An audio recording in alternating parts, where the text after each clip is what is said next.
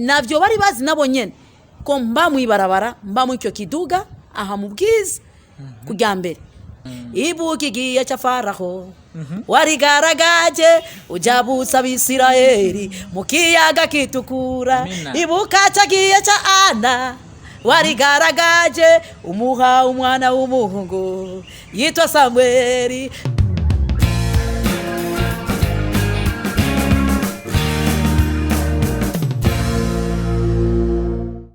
Shalom, shalom, shalom, shalom, shalom. Les amis, mumeze neza, mumeze bien, mumeze sawa, mumeze kwa kundi banifuza ko mwama mumeze, nizera ko mumeze neza. Ni MC Shalom kuri microphone agarutse. Ikiganiro ni Success Story, ikibanza ni Live TV cyangwa Live Media. Karibu sana mu kiganiro cy'uno munsi, karibu cyane mu kiganiro Success Story cyo kuri uno munsi. Ibintu biteboroshe bitameze kwa kundi, namanabwe yuko ibintu bitameze kwa kundi.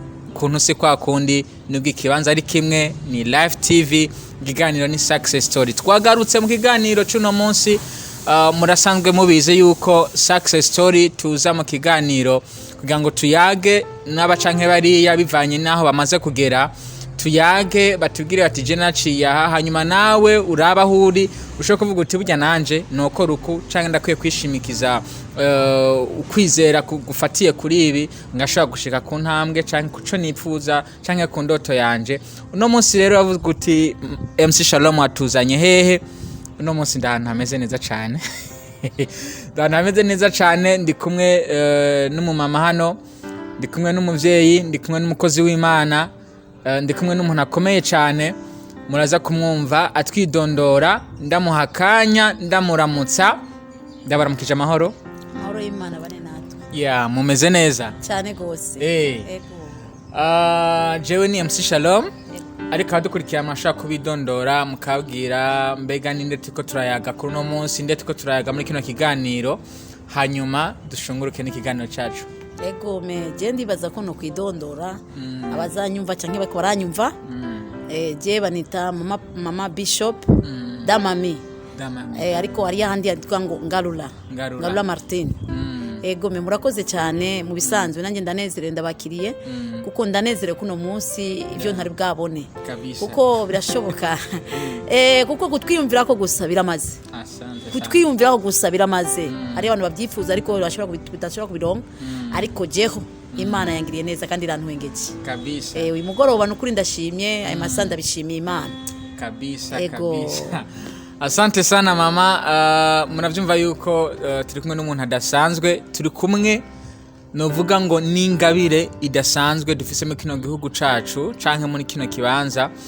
Na cyane yuko tuko turavugana nk'umukozi w'Imana, ariko kandi ni n'umukozi w'Imana mu buryo bwo kuririmba. Turaza kuyaga vyinshi. Munyemerere ikitu kigira ikiganiro c'igice ca mbere kubijanye na rino zina mwumvise Mama Bishop, kibe igice ca mbere, hanyuma tuzi tugaruke kandi mu gice ca kabiri kubira ko hariho Success Story nini cyane kuri uno muvyeyi cyangwa kuno mukozi Imana. Muriko murabona ndabaha kaze kandi mu kiganiro cy'uno munsi. Mama, abantu bashaka batakuzi, tuvuge yuko ari Mama Bishop, uyuhe na cyane kubijanye n'ubuzima no munsi kubera ko ni ikiganiro ni Success Story tugira twinjiremo. Murakoze cyane. Nibaza ko Mama Bishop ni ntaye ndende cyane canke ni histoire ndende cyane. Namamvuga ati naho Imana itakura umuntu nokuri. Imana yacu irakomeye, kuyizigiye kuyizera, ndizeye ko ikura ku cyavu igakwicerekana bakomeye nokuri. Kuwa kwicara namwe bwo bijya birakomeye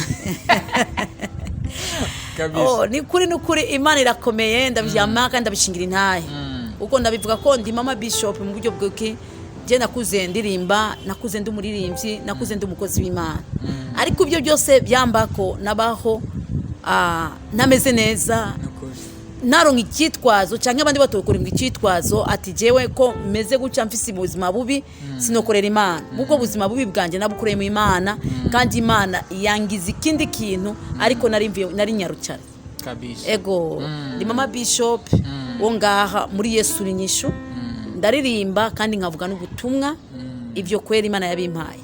ego murakoze. ku bantu badabitawihuye neza Yesu n'inyishu ni eglise yacu niyo nkoreramo. Bashobora ngo bashobora kuba ati mama Bishop none ameze gute akorera gute, sindi mu babandi batafite eglise. Oya turafise eglise kandi imeze neza iri nga mu Kigobe aha inyuma ya Seruka, niyo tukorera ibikorwa by'Imana kandi bitangaza birakoreka. Ego vraiment turabona ikiganza cy'Imana mu bisanzwe.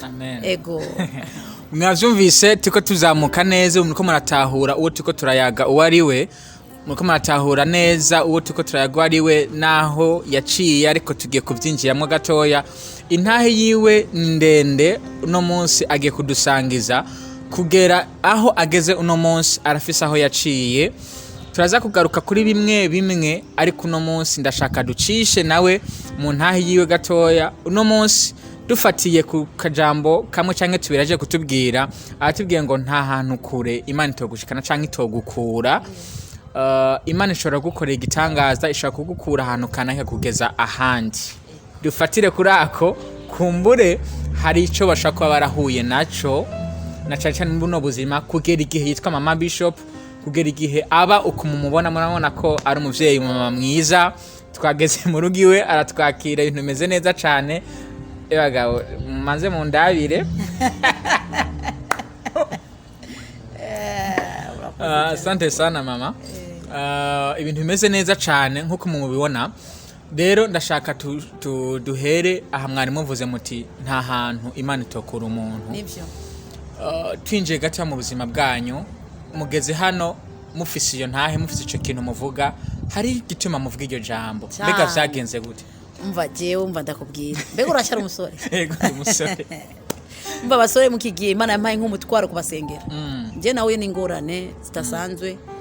Nakuze ntafise abavyeyi, nafise nukuri, ariko izo ngorane nahuye nazo zidasanzwe.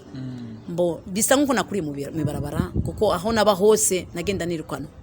Aho naba sukuvuga ngo itabiya. Hari abantu bihenda munamwe mu kibazo agaca avuga ngo kumbure ni maraya, uje ameze ukunuku nuku, uko siko biri. Umwana wundi niwe ashaka kwidodobla, ariko umutima wawe ubuzi. Nakuriye mu bintu bumuzima kuko narifise mama na papa atabona ari mfise. Rero ndabaho ndirimba mbabaye nyiri umwana, ngiri muntu ngene nangwe sanskuru mbisanzwe. Natangwe kurungura sanskuru ndi umwana muto, ariko nabayeho ndi mu miryango.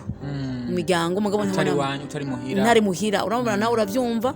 Mu miryango nyene nta mwidege utabufise, ndabaho nyene ndakurira nyene nkuko mukakiza ndakakuriramo. Ariko gukura mukakiza uri wasiwasi wumva ko bitoroshe. Ego ariko aho ko navuga ngo na Imana itakura umuntu. Imana yakirakomeye ndayize kandi irahambaye. Nukuri Imana ikura guca ndabisubiyemo. Mu buzima bwanje sinarinzi ko nomera guca canke nkakira abakozi canke abakira, ariko yari ndoto yanje. Ariko nubwo biruko woraho yashikara bimbarira, woraho yashikara anyiyereka, woraho yashakira neza kubwo ibibazo nahuye navyo. Narabaye ngaho mu rushengero ndabaho, ariko nahuye n'ikibazo kimwe kubwo ubuzima bubi, kubwo kwiyumvira nibi. Abo yiyumvira ngo kumbure Yesu nari maraya, ariko naraguye mu ngorane. Ngwa mu ngorane ndatwarinda ngo ndakora sirwa cyari umusore. Ariko ubusore bwawe ubwirinde utabesha abandi bakobwa. Hakaza umusore wundi akaza kumbesha, yarambeshe kabisa, aranta kwangire heje. Ariko cego bukenya yanteye inda. Ari muririmbyi, ari chef de chorale, ariko iyo nda arayihakana. Arayihakanya amaju ya Satani yarashiza ambesha. Nkuru Imana asubira inyuma aho yanyihakanye cyangwa igihe natwarinda, niyo nari ntanguye amarushwa arushirizaho ayo nari mfise. Ariko data ye ntiyandetse, yarushije aba mu ruhande rwanje.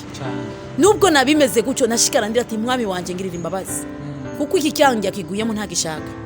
Natwaye inda, umuhungu akanka, mbere yararungoye mbere n'imbere yanje, aragira mariage mbonesha nanje mfite umwana aramwiyakana.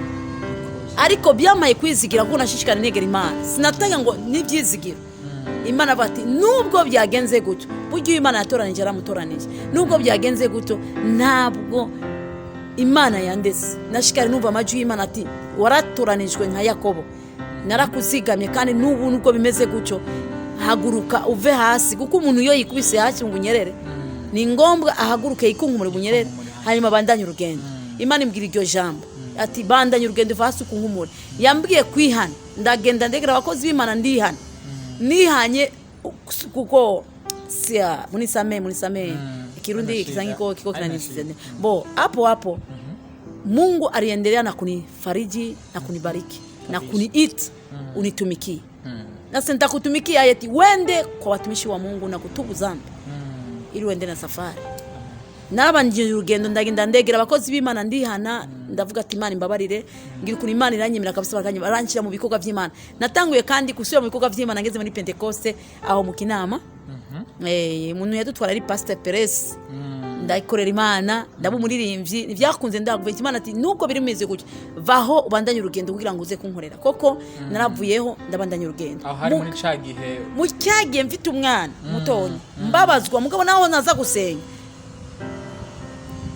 ndakubwira Imana iratabara cyane Imana iratabara yarantabiye ku buzima bwanje naho byagenda gucyo naragenda kwa kindaro bakanyirukana bintu hanze nka kindaro mugabo sinareka Imana nkageraho mbura n'ibirato nambara mburi impuzu nambara nkagenda segerereza nkatira kore kandi nibanyima ukabona ko mfise amahigwe ariko byari bibabaje mu mutima wanje yari banga ryanjye mugabo icyo aricyo cyose navuga ati hari umunsi umwe nzobigaragaza kuko navukunda kuvuga ngo nzokinisenema ego nakunda kuvuga ati je nzokinisema y'ubuzima bwanjye ndiko ndaca kuko bwari buteye ubwoba ndiko ndabikubarira kuko umenga nibisanzwe ariko je ubwanje narababaye ngavuga ati none Mana bizogenda gute Imana imbarira ngo ubuzima bwa buzobandanya kandi uzoba umukozi wanje akomeye kandi uzasohora indirimbo zikomeye gato yatukiri ngaho uvuze ngo waragenda mu barabara ukagira gute umuntu ashaka kwibaza ati none mbebasha nta bavyeyi nta bantu bo mu muryango bari bahari bari gushaka kukwakira canke bakakuba hafi mu muryango narabaye mu muryango koko barakoze ariko imbigeragezo ari byanditswe by'uhoraho ni ngoma bigushikeko urashobora no kugira mama na macyange papa iyo niba Imana ishaka gutura ko umukozi w'Imana ni ngoma bigushikeko miryango yari ihari ariko mu iyo miryango byarakinye gatonya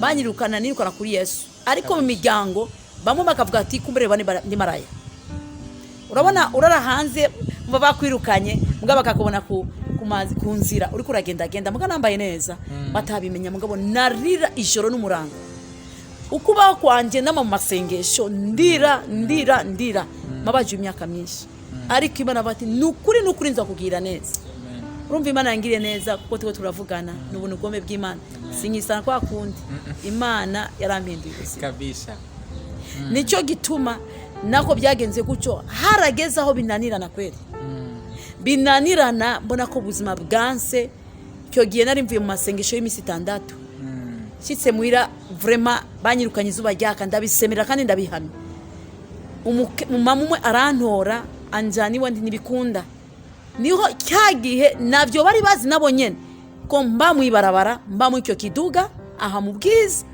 kujya mbere nasanze ikiduga kiri hanze kwibarabara ndabaza uwo muntu wacyo urashora kuntizaho njyama yambwiye yari mu Isilamu buryo abasilamu Imana bahezagire ego nukuri nimuze muza gukira abantu bimanza baramfashije mu cyo gihe kandi baramfashije cyane bacha bambwira ndati iki no kikoreramo ati nta kibazo nukuri nahaja ni impuzu zanje ivarizi yanje niyo ari niho naba mu cyo kiduga kandi imiryango itabizi ariko abahaba abo twabonane nahajyana umuntu muke kuko byananera iso ndumona umukobwa imisore yaba hirya no hino idandaza baradandaza imicopo aho hantu naba barabaye nka kagiye cya Daniel bamutere mu bwago bw'intambwe Daniel izo ntambwe zarabaye abagenzi wombarira guta babandi abasuma bakaba abagenzi banje mbere uze kudodora ku cyo kiduga baca bati ari umuntu dama mari ngaha numukoreko kabisha urumva ko ari Imana ya Israel Imana irakomeye ndizigira uhora ngo abizigira imikokote bakizigira imiryango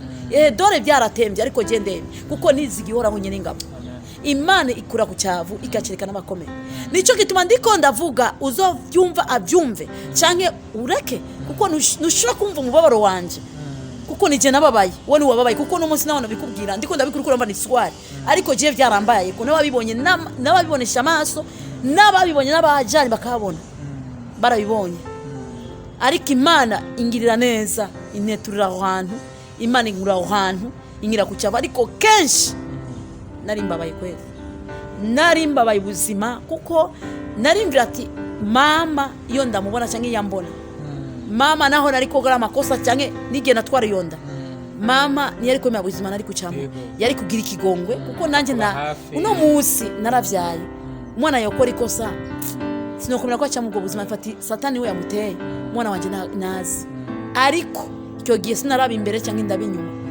miryango nuko nyene bona bo ngire bararengewe sinavuga nabo birashika bararengewe ariko icyo gihe cyange cyose kubugeme nabaye mu ngorane zikomeye cyane cyandarira umwana kweri ndabashimiye barandereye umwana baravye kurundi ko ndagenda hirya no hino barafasha umwana baramurera icyo ndakibashimiye sinokurika kutashima ndakibashimiye rero nukuri imibabaro yanje haleluya yahindutse umunezero amen imibabaro yanje yakiya gihe harahindutse umunezero dasanzwe uhenduke umunezero gute nuko Imana yangiriye neza mbo mukozi w'Imana nuko Imana yangiriye neza imabana kandi imabana fite abana beza abana bakunda Imana abana baririmbira Imana urumva ni Imana yantetse bidasanzwe kabisa ego nukuri ndabikunda nakubwiye amajambo menshi asante sana aya majambo naza ko abakenewe je ubwanje numva umenga ni ikintu gikomeye cyane ni ntayikomeye cyane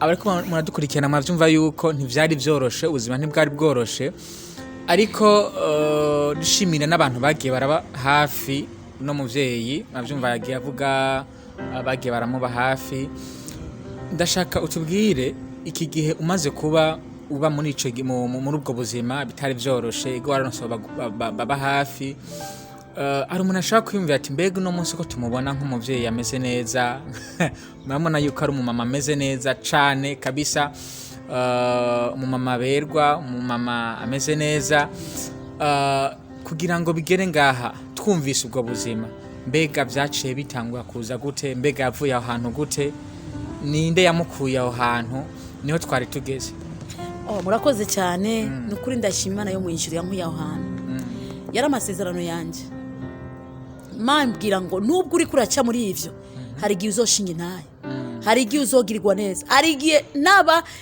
nuko nabagusuzuguye bazokwifuza umva nakubwire ndemesha abantu ko nanyumva ntukacike intege ku buzima bwa n'umuntu azakubwira ngo ntacyo uzova muramubwira turihenda Yesu yarakivuye mu kuko yarazuza abamuzima aranesha satani uri wo kunesha satani ubwo buzima Imana yaranteture ndahava kuko yari amasezerano yanjye no kubwira ati mu cyamake Imana yarampinduye ubuzima harageze aho ndota inzozi mbona munambwira ngo kaminuza uragahejeje akira diplome guheraho natanguye guhindura ubuzima raba naho mbaye si yabi cyane nahantu heza cyane nahantu heza cyane yaza ko bahabona Imana ingura mu kiduga ikicarika ahantu hameze nk'uko incarika n'ahantu hakomeye ahantu hitwa mu Kigobe mujya mu Kigobe si wari wose aza ko ikomeye cyane ikomeye si uko upfa kuhinjira hitwa mu Kigobe kabisa nahantu hameze neza cyane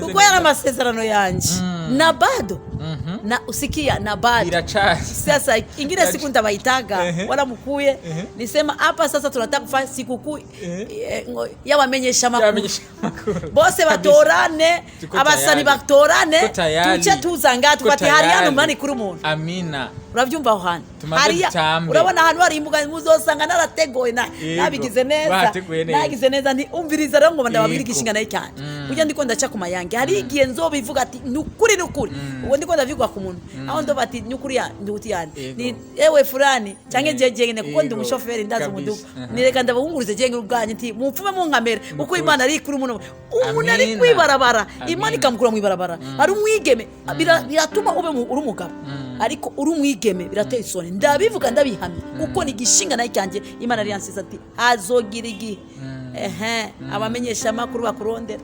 Amen. Murabamenyesha amakuru. Hivi tumekuwa. Munakuya kwa juu ya nini? Kwa juu ya Mungu. Yeye alisema, anasema ataahidi, anafikisha ahadi yako. Amen. Amen, amen. Ahadi yake ni ya milele. Ibu kigiye cha Faraho warigaragaje ujabusa Bisirayeli mu kiyaga kitukura. Ibuka cagiye ca Ana warigaragaje umuha umwana w'umuhungu yitwa Samweli, Shadake, Meshaki, Abudinego. Warigaragaje ubakura mu itanure ryaka umuriro, wakoze ibitangaza byinshi mu gihe cya kera, n'ubu uracyabikora, mwami wanje uracyariho. Imana iracyakora. Utasifiwe sana. Haleluya, haleluya. No munsi buraryohewe cyane, nanjye ndaryohewe cyane, ariko ugiye gusubiza amaso inyuma, burya buzima bwari butoroshe, n'umukoshi burya buzima bwari butoroshe, byari ibihe bitaryoshye na gato. Ubwo buzima papa, urashora Imana ikavuga ati ibyo ari byo byose nibyo kubeshya, ariko Imana nigera ibeshya. Ivyo yambariye ku maso yanjye imbwira ati naho uzosura gishinga naye bengi batapinga, wengi watapinga. Wapinge wala waache nigishinga, siwezi kudanganya mbele yabamenyesha makuru. Hapana, ngo nifanye nini? Nifaidike nini? Ninasema ya kwamba Mungu alinibadilisha maisha, alibadilisha story yangu. Ni lazima niseme, ni lazima nitatangazia mataifa wajue Yesu ni nani. Ukijitakasa na kutubu dhambi, ni lazima Mungu atakuinua. Mungu aliniinua. Wanadamu walisema, wengine wanasema kwa hivi na hivi, hawajue siri yangu. Ilikuwa mimi na Mungu. Kweli hiyo wakati Mungu alinitembelea sana, na sauti ya Mungu nilisikia. Ndio maana niseme n'ubu arachakora. Ego yarahindutse, story yanjye yarahindutse kabisa. Mbega imenda muvuge ngome nduru yewe abo mu isi yose munyumve, Yesu arachakora. Akora ibikomeye n'ibitangaza. Amen. Atangana gafana. Neza yuko hariho utuntu tumwe tugiye kuzosa tugarukamwo mu gice cya kabiri cyacu. Uno munsi uyu turi kumwe Mama Bishop, uyu ni umukozi w'Imana mu buryo bwo kuririmba cyane, no mu buryo bwo gukina amafilme. Ego bimwe muri by'Imana ari yashize muri wewe, yari yanagusezeraniye. Nizera ko tugiye kugarukamwo mu gice kigiye gukurikira. Tudashobora kuvuga muri kino gice kubera ko tumaze tuko dutwara umwanya neza kugira ngo ibintu bigende neza, ariko success story y'uno munsi abantu muko madukurikirana muno byumva yuko ari ikiganiro gikomeye cyane, ikiganiro kirimo n'intahe ikomeye cyane ifata ku buzima bwa buri muntu wese. Buri muntu wese, kubera ko no munsi ushaka kubona umuntu kanaka ari mu bihe kanaka, ukaza yuko ashobora kuzoguma hari, ariko siko biri, kubera ko no munsi ari hajya ashaka kuba ari hajya no munsi, ariko ejo akaza arahandi. Ushobora no kuba uri mu buzima nawe wenyine uko dukurikirana wibaza yuko buciritse buri hasi cyane, ariko Imana ishobora kuzamura ikakuduza. Uno munsi rero ndashaka ugire icyo ugiye ariko badukurikira muri kino gice cya mbere, nubwo tukigaruka mu gice kigiye kuzokurikira igice cya kabiri, aho tuzovuga kuri izi mpano aho bigeze uno munsi, na cyane ko uri kurakora uno munsi. Dufatiye kuri bino tumaze kuyaga muri kino gice cya mbere, ubwire umuntu ariko arakurikira kino kiganiro ashaka kuba ari mu ngorane kanaka uno munsi, zisa canke zimeze nk'izo waciyemwo uno munsi. No munsi Mama Bishop ushoboye kugendesha umuduga. Mama Bishop umukozi w'Imana, no munsi uvuga ubutumwa mu ishengero, ariko siko vyari biri kiriya gihe. Umuntu ashaka kuba mu buzima nk'ubwo canke ashaka kuba yatakaje ivyizigiro uno munsi muri kano kanya twatavugana, umubwira iki? Murakoze cyane n'ukuri. Reka ndababwire wewe gusa icyo nababwira no basaba bagororokira Imana gusa. Icyo gihe naguye mu izo ngorane zo kutwarinda bagitwenda yigitwarire, sintega gutabivuga. Mu bisanzwe umaze, reka ndabahe ivyizigiro. Wewe watwaye inda wigitwarire, wewe ufise uri mu ibarabara, wewe wabuze aho penye utatoka na penye utakwenda, wewe ndakubwije ukuri, Yesu Kristo arachakora. Amen. nate byizigiro turafise ibyizigiro byacu Yesu Kristo Amen. aremesha ise w'imfuvyi umugabo wafakazi abo bose bari mu ibarabara bari hehe batwaye ndamande wafati kumbura uri mwigeme urashobora iyo ngora ikagushikako birashobora kugushikako uri mwigeme utari maraya ivyo ndabitangaza kweri accident irashobora gushika nate byizigiro Imana igiye kumugirira neza Imana igiye kubakura hajya bari Imana igiye kubatabara Imana ni ishura umwana w'umuntu hejuru abana bane barashobora kugukiniza kugira ngo nigire icyo uzavamo akagucira n'urubanza kuko utwayinda baragucira urubanza kwatana kimwe umemba umuryango wose vraiment umuryango uravuga ngo ntacha azovamo ariko nibaza indoto y'Imana kuri imeze ku buzima bwawe indoto Imana iba yakuteguriye ni ngombwa izashika nuko ndiko ndabahanura indoto zabo zizoshika Amen. Nibisura kwihebura ngo cyanke bacika ivuto cyanke baje baraza bambaze barazanda bashingira intaye uko aho ngeze muimbaje rimba nimbe Yimba sasa. Naenda viwango vingine naenda viwango vingine kuna hali ninatoka mahali ninakwenda hapa napita tu. Amen. Naenda viwango vya juu Mungu wangu nisaidie Imana igiye kubafasha nibabigira indoto zo kusubira inyuma ariko bagira indoto zo kuziyerekwa hari iyerekwa abantu bataziyerekwa nubwo bibameze umeze nawe uri musore urabona kuri nga ndakubwije kuri giyerekwa ati jewe ndagize iyerekwa zo kugenda muri Canada muri Amerika ni ngombe Imana ibikukorera Imana izokora ivyo yatwumva mu kanwa kacu niba umuyiyatura ko ngo jandi maskini mimi kuva ndiko biramba kwivyo navuga ati genzo umutunzi atasanzwe Yesu nzo bantu habi nabo mpanuye nibasuye gucira urubanza kandi waratanga kubibamo yo reka nawe bikubariye kare uzara. Amen. Nibasuye kwihebura nibasuye kuvuga ngo bizogenda gucyo nukuri bafise amahigwe ku Mana nibizere bave mu vyagusa bagoroka Imana ibisigaye uragiye kubagira neza.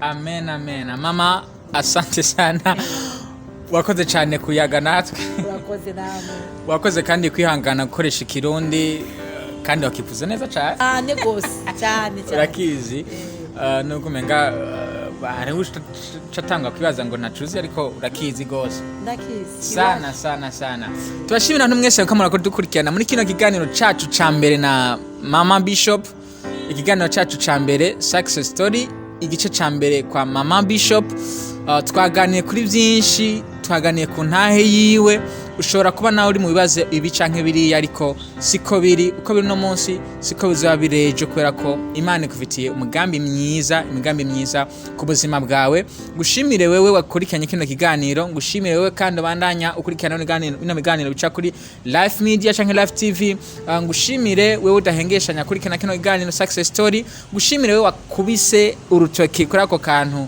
ako gakengero kugira ngo ntage notification imwe zo gusimba so ndakane kuri sabone canke subscribe kugira ngo ibigano vyose bigiye gucana ahantu bize vyame bigushikira atankomanzi kandi mu bambere ngushimire cyane wewe ubandanye ugira n'amasengesho kubwa kino kiganiro kwera ko aro benshi usanga bitabanezera cyane ariko ikiganiro kiratera imbere tu mwizina rya Yesu. Dushimire cyane umutumire wacu uno munsi yari Mama Bishop. Asante sana mama. Asante sana, nashukuru na mimi pia. Nashukuru sana. Mungu awabariki.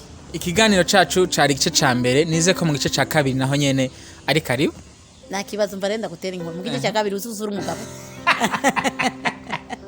Asante sana mama. Uko biri kose aho turi aho turi no munsi na hanyine ariko aho turejo Imana ibitse byinshi ku buzima bwacu.